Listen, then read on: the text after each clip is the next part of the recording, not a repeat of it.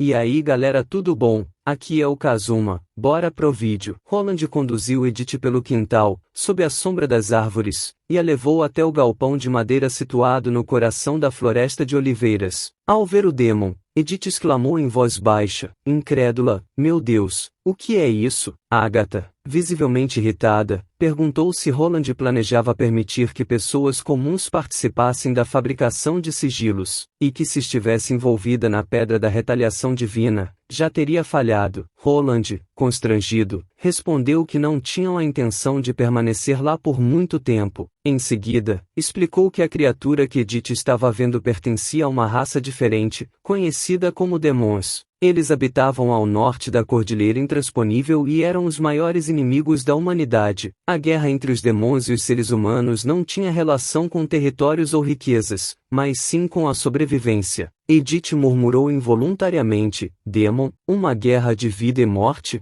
Roland confirmou suas dúvidas e explicou que era uma história longa, mantida em segredo pela Igreja, datando de 1000 anos atrás, quando era chamada de Batalha da Vontade Divina. Agora, eles precisavam retornar à sala de reuniões para continuar a conversa. Depois que partiram, Agatha se sentiu aliviada, questionando se sua reação tinha sido exagerada. Talvez devesse ser mais gentil com o Lorde, mesmo diante das pessoas comuns. Afinal, 400 anos se passaram, e o mundo estava diferente agora. Apesar desses pensamentos, Agatha ainda não gostava da ideia de pessoas comuns tendo acesso ao laboratório onde o sigilo estava sendo produzido. Ela não queria que Sua Majestade conhecesse o método de fabricação, embora soubesse que provavelmente teria que revelá-lo em breve. Um som de batida ecoa do lado de fora do galpão novamente. Anna entra, agradecendo a Agatha por esperá-la. Enquanto Nana pergunta se a senhorita Agatha precisa que ela cuide do Demon novamente, Agatha responde que não, e que elas chegaram a tempo para concluir o planejamento. Agora, devem empacotar os materiais nas caixas, e em seguida, podem começar oficialmente a fabricação. Ela explica que precisam criar 4 sigilos de escuta, um sigilo de grito e um sigilo de observação. Agatha reflete sobre como, nos dias da sociedade expedicionária, era um desperdício usar pedras mágicas de alta qualidade deixadas por um eversivo mágico para produzir sigilos de grito e observação. No entanto, agora que Sua Majestade possui armas poderosas, a demanda por sigilos de combate não é tão alta. Anna observa cuidadosamente as mudanças e pergunta se as matérias-primas afetam a qualidade dos sigilos. Agatha confirma que sim, explicando que a qualidade depende principalmente da Pedra da Retaliação Divina e do poder mágico do sangue. Ela compartilha que a sociedade expedicionária acredita que o poder mágico influencia todos os aspectos do corpo. As bruxas senhores, por exemplo, são fisicamente mais aptas do que as bruxas comuns, e as transcendentes representam o ápice da qualidade. Para aumentar a eficiência dos sigilos, eles se esforçam para selecionar o sangue do Demon mais forte e as melhores pedras da retaliação divina. Por exemplo, o sigilo de retaliação divina de Lady Alice foi concluído usando o sangue de um eversivo mágico que estava morrendo no campo de batalha. Anna pergunta se o mesmo ocorrerá quando o sangue de uma bruxa se funde com a pedra da retaliação divina. Agatha responde: não. Ela explica que a Pedra da Retaliação Divina não derrete como uma vela e a reação não é tão intensa. O líquido formado pode fluir livremente, assim como a água. No entanto, o sangue do Demon acabará se solidificando e se tornará tão duro quanto a pedra. Portanto, o processo de fabricação do sigilo é semelhante ao derretimento do metal. Antes de se solidificar completamente, eles precisam incorporar as pedras mágicas e concluir a etapa mais crucial, que é conectar a veia mágica. Anna pergunta sobre a veia mágica e se é como uma planta. Agatha confirma e diz que a sociedade expedicionária acreditava que apenas a vida poderia conter poder mágico, e sem a veia mágica, um sigilo seria apenas um objeto sem vida. As pedras mágicas ainda seriam entidades individuais, mas não produziriam, quando combinadas, o incrível poder que obtém após a conexão. Anna fica surpresa e pergunta se isso significa que o sangue do Demon pode dar vida a essas substâncias comuns. Agatha explica que isso não acontece apenas com o sangue do Demon.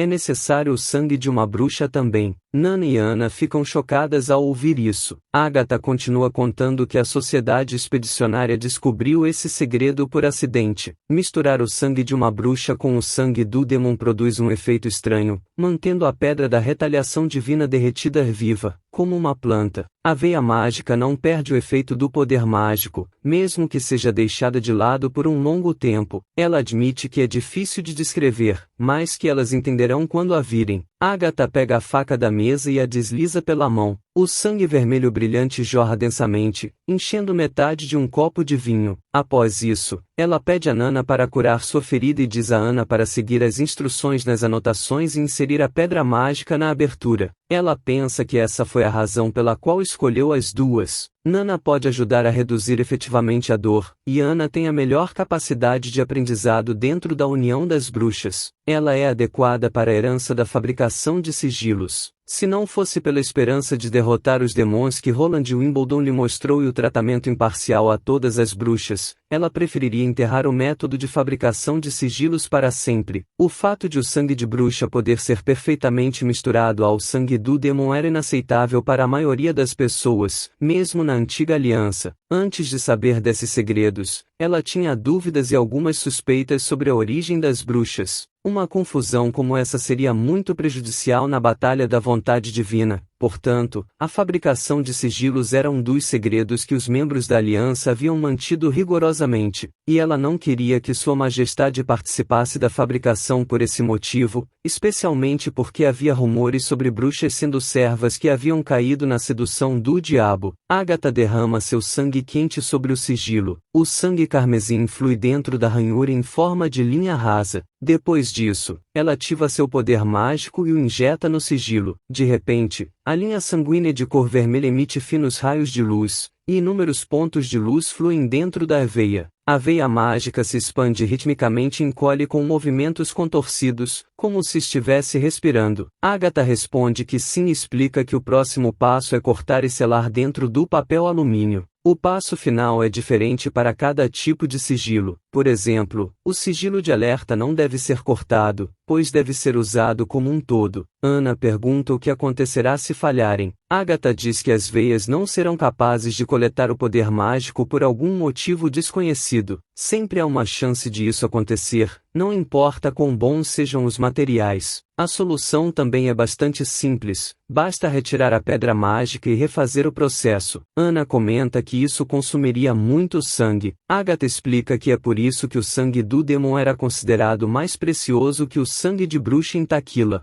Ninguém se importava se o sangue de uma bruxa fosse desperdiçado durante um experimento, mas seriam repreendidas e punidas se desperdiçassem o sangue dos demônios. Agora era hora de fazer o próximo sigilo, mas Ana pede para usar seu sangue desta vez, pois Nana pode curar a ferida, mas não pode repor sangue. Sua Majestade mencionou que perder muito sangue pode causar tonturas e até desmaios. Não seria benéfico para Agatha ou para o experimento, e seria melhor descansar por alguns dias antes de retomar suas práticas e trabalho nas fábricas. E a recuperação seria mais rápida se ela comesse mais mingau de carne e fígado. Agatha pergunta se isso foi o que Sua Majestade disse. Ana confirma e acrescenta que todas as bruxas precisam assistir às aulas de autocuidado e primeiros socorros, e menciona que a principal razão pela qual Agatha escolheu como sua assistente foi para aprender o método de fabricação do sigilo, e é melhor que ela mesma cuide desses dois aspectos. Agatha fica quieta por um momento e agradece. Ana responde gentilmente que também está muito interessada nisso. Ao retornar à sala, Edith ficou quieta por um tempo e lentamente disse: "O senhor não tentaria me enganar inventando uma história tão incrível? Os demônios são realmente tão poderosos?" Roland diz que não há dúvidas. Cada um deles é um indivíduo agressivo e há um número surpreendente deles. Seu exército pôde derrotar facilmente os cavaleiros de Timothy, mas eles não podem necessariamente derrotar os demônios. Afinal, eles estão à espreita ao noroeste das Terras do Amanhecer,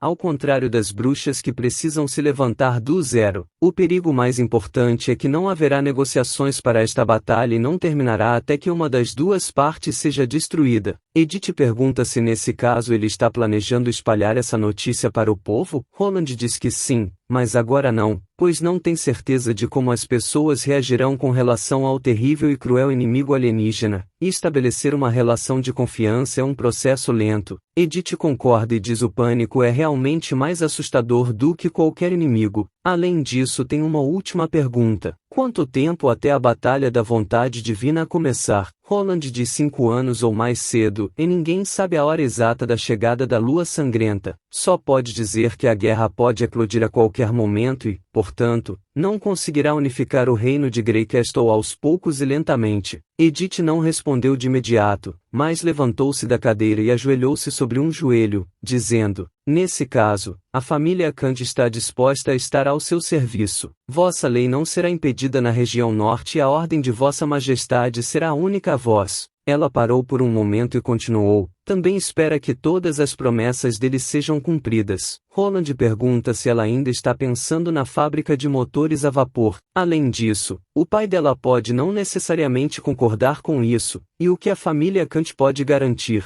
Antes que Roland pudesse terminar, Edith disse, sem hesitar, que ela é a garantia. Se ele ainda está preocupado com isso, Cole também pode ficar aqui. Nesse caso, o pai dela teria que concordar, mesmo que não esteja disposto. Roland pergunta se ela está dizendo que ficará na cidade de Primavera Eterna como refém, e se isso não seria uma ameaça disfarçada aos olhos do Duque. Edith diz que não como refém, e saudou à maneira de um cavaleiro com uma mão cobrindo o peito, pedindo gentilmente para ele deixá-la ingressar na prefeitura, pois ela gostaria de testemunhar o novo mundo que Sua Majestade planejou. Depois de um tempo em que Edith foi embora, Roland pensa que Edith, a Pérola do Norte, é realmente brilhante. Ela não é apenas esperta, mas também tem uma grande facilidade em aceitar novas ideias. Além disso, se a região norte estiver mesmo oferecendo seus serviços para ele, seu controle do território seria duplicado. Afinal, nada melhor do que população extra e mais recursos. Dessa forma, o poder excessivo dos nobres da região leste ficará sob pressão. Se tudo der certo, ele pode conseguir a grande reunificação antes da chegada dos meses do Demon deste ano. Assim que Agatha se aproxima, Roland agradece por todo o seu trabalho árduo e pergunta se o processo correu bem. Agatha diz que falharam 2 vezes com o primeiro lote, e Anna também participou da parte do processo de fabricação.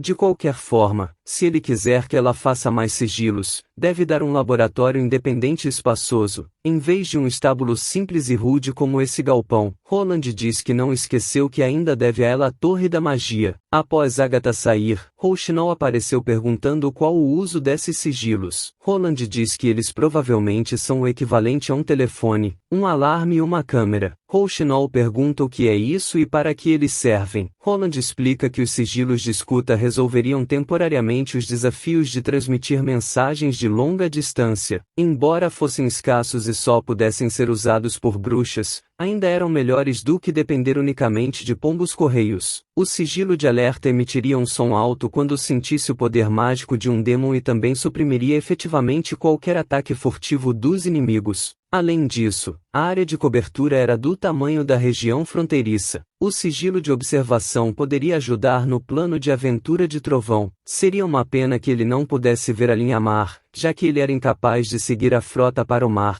No mar agitado, nas ilhas dos fiordes, um marinheiro gritou ao capitão, informando que a área tenebrosa de Recifes estava bem na frente deles. Trovão ordenou que levantassem as velas e diminuíssem a velocidade, mantendo a tensão. Este era o destino deles, portanto, todos deveriam ficar de orelha em pé e manter os olhos abertos para observar a água ao redor. Sim, senhor, eles gritaram. Molly pergunta se eles realmente vão conseguir encontrá-la ali, pois não consegue ver nada. Margaret explica que John só aparece quando estão com problemas, e ela não vai cruzar os braços para um navio que está entrando em uma área perigosa. Molly brinca perguntando se ela se transformou em um peixe agora. Margaret diz que a última vez que a viu, apenas suas pernas haviam se transformado em um tipo de rabo de peixe, mas isso foi há mais de 10 anos. Ela não tem certeza de como John está agora. Camila comenta que é um tipo de habilidade mágica de evocação. Ela pode se transformar em qualquer animal do mar. Se ela viveu no mar por todos esses anos, como Margaret disse, ela deve ter passado o dia do despertar sem problemas. No entanto, Como tantos anos se passaram, talvez ela não esteja mais neste lugar, já que o mar é tão grande. Trovão pede para Camila confiar neles. Desde o momento em que soube que ela era uma bruxa, ele ficou de olho neste mar. A voz dela é o símbolo da Ilha Nevada, e ele ouviu dizer que alguns comerciantes atraídos por ela desejavam capturá-la e mantê-la prisioneira. Camila pergunta se Trovão os impediu. Trovão diz que um naufrágio os deteve, e ninguém ousou ou ousará fazer isso de novo. Ele promete isso. Camila diz que entende e agradece por ajudar as bruxas. Molly também agradece a ele, chamando-o de tio. Trovão gargalha e pergunta se ele parece tão velho assim para ela. Alguém grita de repente na popa do navio: chefe, acho que estou ouvindo uma voz cantando. Ao noroeste. Trovão diz para ficarem atentos e quietos agora. Todos prenderam a respiração e ouviram atentamente. A voz tênue e vaga gradualmente se tornou mais clara, vindo de uma direção específica, em vez de reverberar por toda parte, agindo como um feixe de luz vindo através da espessa névoa para guiar o perseguidor em uma rota segura. Trovão ordena para arrear as velas e lancem a âncora. Eles vão descer o bote. Desde o momento em que John despertou e se tornou uma bruxa, ela sempre permaneceu escondida para evitar ser pega por alguém. Ela costumava guiar navios à deriva e perdidos apenas com sua voz, mas poucas pessoas a haviam visto. Portanto, Trovão planejou deixar o perseguidor ancorado para atrair John. Enquanto isso, ele levou as bruxas e Margaret em um bote, um pequeno barco, para segui-la, na direção de sua voz. O servo mágico mergulhou na água para conduzir o bote à frente, economizando o esforço de remar. Navegaram na densa névoa por menos de 10 minutos, quando Margaret viu de repente uma silhueta verde no mar. Ao avistar a bruxa, Margaret não pôde conter seu grito, chamando-a de John. A voz que cantava parou imediatamente. Eles viram uma garota flutuando na água, revelando apenas a parte superior do corpo acima da superfície. A garota olhou para as pessoas no barco e parecia perplexa. Seus olhos se arregalaram de surpresa, e sua pele estava pálida como se mal tivesse sido exposta à luz do sol. Margaret pergunta se John se lembra dela. Ip. A garota fez alguns sons intermitentes. Trovão diz que não adianta. Ela não conversa com as pessoas há muito tempo e já não sabe mais falar. Agora, devem deixar esse problema de comunicação com a Lady Camila. Camila assentiu e depois colocou a mão no ombro de Margaret. Instantaneamente, Margaret ouviu o que John disse em sua cabeça. John pergunta a Margaret os trouxe para pegá-la. Margaret diz que não, e veio aqui para antes que pudesse terminar. Camila diz para Margaret falar com o coração. Assim John pode ouvir dessa maneira, e a comunicação é mais sincera quando vem do coração. Margaret engoliu em seco, pensando no que deveria dizer. Então pergunta se John se lembra que a salvou uma vez e veio aqui para pedir ajuda. Depois de um longo tempo, Margaret ouviu John mais uma vez. John disse que se lembra de Margaret e que elas brincavam muito juntas no passado. Surpresa com o que estava acontecendo, Margaret estava perdida e pensou que esta é a habilidade de uma bruxa. É incrível. Felizmente, Trovão previu o problema de comunicação antes de partirem e convidou Camila Dari, da Ador Magia, para participar dessa viagem. Ela pode permitir que as pessoas se comuniquem com seus corações. John, assustada, pergunta quem é Camila Dari. Margaret diz que esqueceu que todos os seus pensamentos podem ser ouvidos por John agora. Então, explica que Camila Dari é a senhora que está as ajudando a se comunicarem com o coração e que ela é uma bruxa como John. John pergunta se os marinheiros não pegam bruxas. Margaret diz que não, e conta que a igreja foi completamente destruída. Agora, as bruxas se estabeleceram nos fiordes, e a Ilha Adormecida é uma cidade construída por bruxas. Se John quiser ir para lá, ela pode mostrar o caminho. John conta que alguém tentou pegá-la com um arpão e pensou que tinham vindo aqui pela recompensa da igreja. Margaret a tranquiliza, dizendo que nada disso vai acontecer novamente, pois o Lorde Trovão resolveu o problema. John pergunta se Margaret está falando do explorador mais famoso dos fiordes. Margaret confirma e diz que ele está bem atrás dela, e John não deve saber, mas ela entrou para o grupo de exploração dele pouco depois de deixar a vila de pescadores. John pede para Margaret contar mais. Trovão pergunta o que elas estão falando, e Molly diz que também queria ouvir. Depois de muito tempo, John voltou ao mar, deixando apenas ondulações na superfície da água.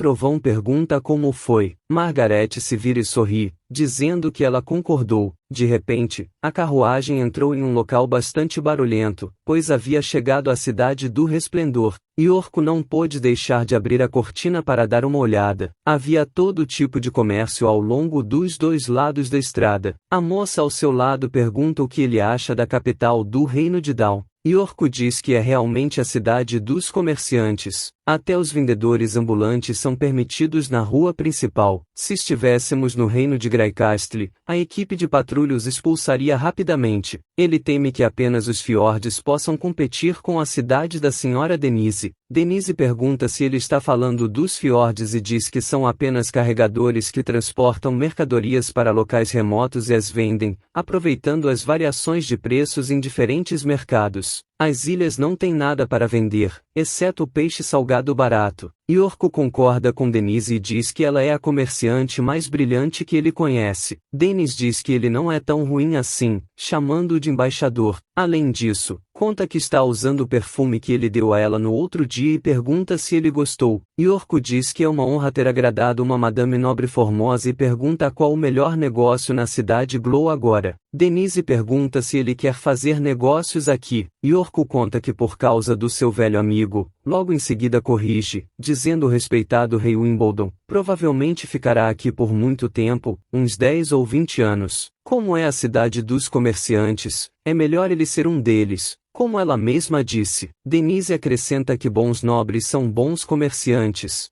e conta que os produtos mais populares no mercado da cidade real do Alvorecer podem ser divididos em dois tipos. O primeiro tipo são os utensílios que você usa todos os dias, como taças de cristal, óculos, perfumes, tecidos finos, mas nada de objetos comuns. O segundo tipo são as novidades. Não há preços padrão para esse tipo de coisa. Quanto você pode ganhar depende de quanto seus clientes gostam. Exposições comerciais são realizadas todos os fins de semana na cidade, e diferentes classes têm diferentes requisitos de entrada. Se ele estiver interessado, ela o levará. Mas há outro negócio que ultrapassou esses dois tipos recentemente. Denise parou momentaneamente para despertar seu interesse e continuou: o tráfico de escravos. Yorko, confuso, pergunta se eles não são muito comuns para o trabalho de carga. Denise relembra que já disse recentemente: um negócio que não requer capital é sempre o melhor.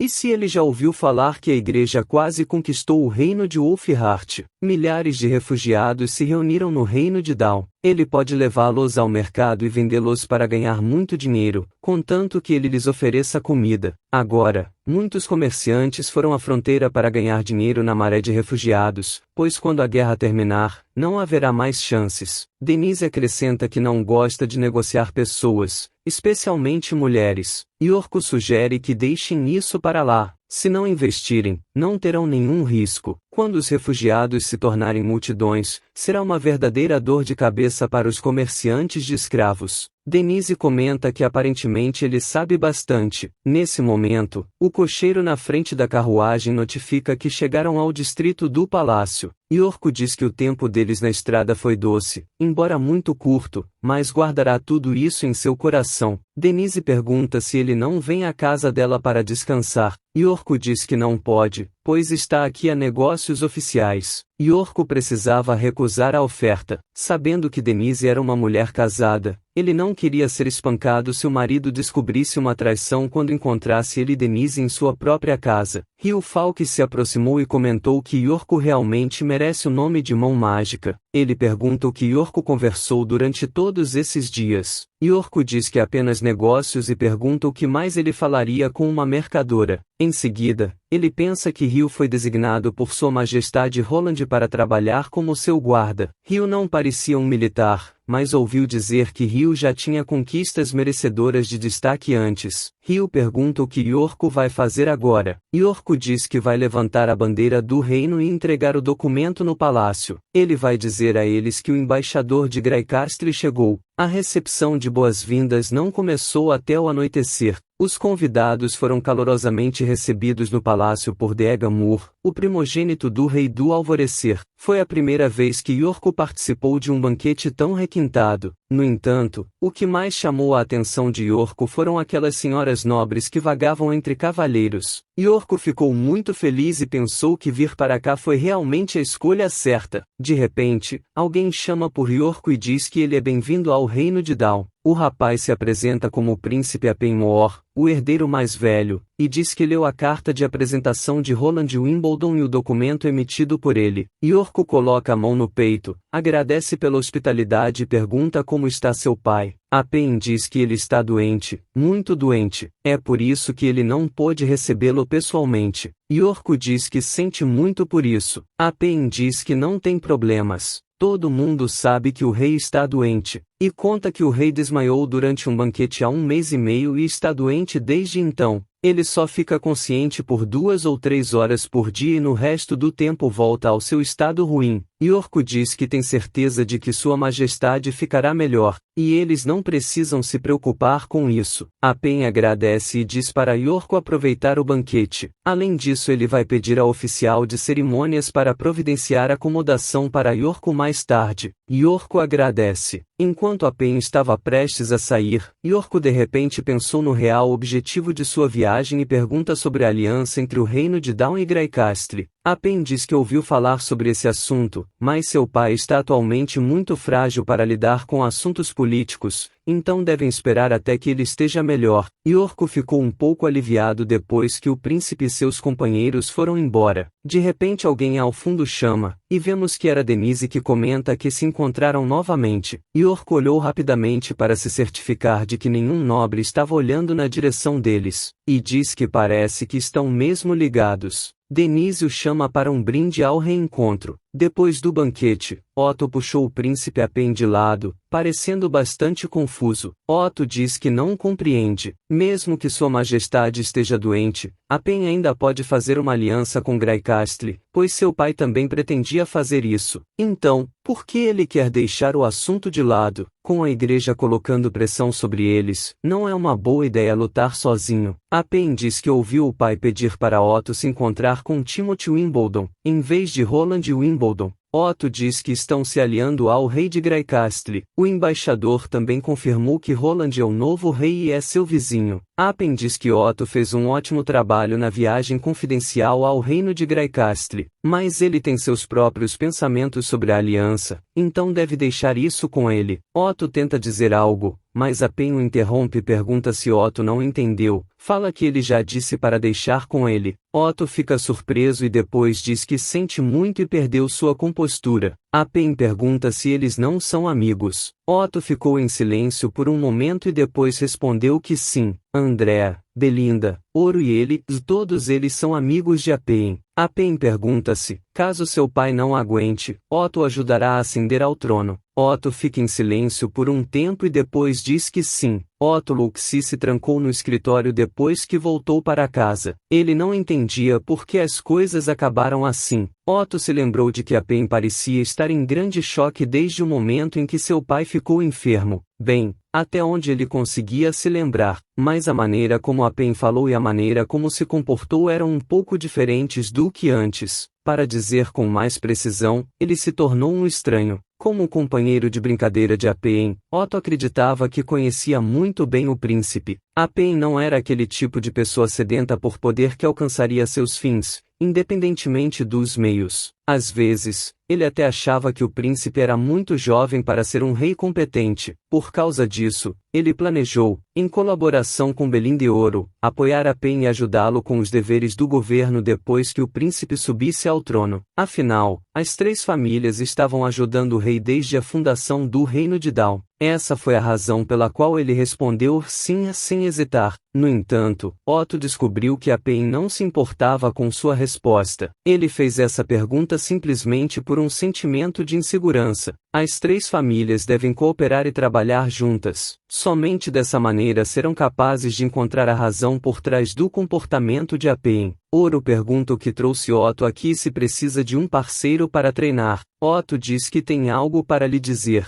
Otto levou Ouro para o lado, onde disse tudo o que estava em sua mente e contou seus planos. Por fim, ele perguntou: "O que Ouro acha?" Ouro pede desculpa e diz que não está interessado, pois Apen é um príncipe, o sucessor do rei de Dal, e não será amigo deles para sempre, e pergunta se Otto entendeu. Além disso, Apen já tem 20 anos, ele não tem mais 7 ou 8. Eles não têm a obrigação de animá-lo toda vez que ele fica de mau humor. Se ele não quiser falar, tudo bem, e não quer ser intrometido, e só dará alguma ajuda se Sua Alteza precisar e pedir. Caso contrário, estará sendo irritante. Otto diz que, no entanto, as 3 famílias sempre apoiaram os Mur. Ouro pergunta quais 3 famílias e menciona que depois que Andrea morreu, apenas sobrou eles 2. Otto segura o braço de seu amigo e diz que Andrea está viva. Ouro parou abruptamente, instantaneamente se virou e correu para ele, quase empurrando-o contra a parede, e perguntou o que ele disse. Otto conta que a viu na vila fronteiriça quando foi ao reino de Graicastre, e a viu com os próprios olhos. Ela está com o príncipe Roland Wimbledon. Ouro pergunta se era como se eles estivessem em um relacionamento. Otto diz que não sabe, mas ela se tornou uma bruxa. Somente o príncipe Roland está disposto a aceitar bruxas de todo o reino de Graicastre. Otto Luxi relatou todos os detalhes do que André havia experimentado na época. Muito deprimido, Ouro se jogou no chão depois de ouvir a história e se perguntou por que nunca pensou em abrir o túmulo e investigar tudo isso. Otto diz que além disso, precisam ver logo o problema do príncipe Apen. Ouro pergunta o que essas duas coisas têm em comum. Otto diz que tem muita coisa em comum. Apen está hesitando em formar uma aliança entre as duas nações, e ele nem sequer deu uma razão explícita. Se o plano de defesa conjunta falhar, terão que lutar sozinhos contra a igreja no caso de um ataque, e caso Ouro for morto em batalha, não vai poder ver Andrea de novo. Ouro diz que faz sentido, mas como Otto pode ter tanta certeza de que ele será morto? Otto diz que até o reino Ulfheart,